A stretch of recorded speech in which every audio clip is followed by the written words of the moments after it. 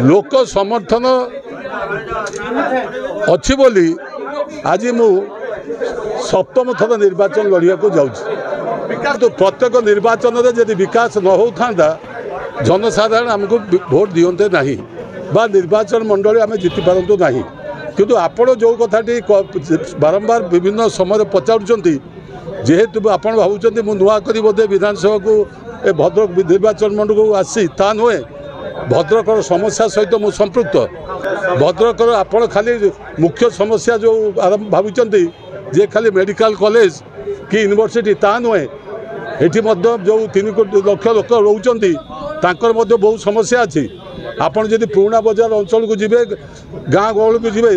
देखिए सेठी लोक कि अवस्था अच्छी युवकों निजुक्तिर आवश्यकता अच्छी म्युनिसिपालिटी ड्रेनेज सिस्टम विकास करार अच्छी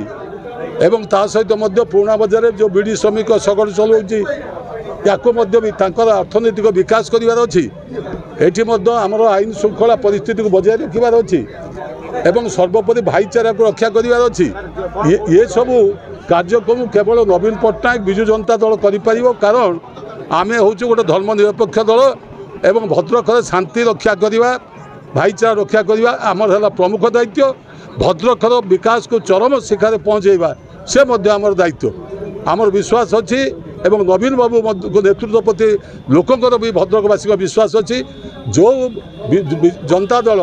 भद्रक को जिला कर पारा नूतन जिला सृष्टि कर पारा से दल विजु तार पुओ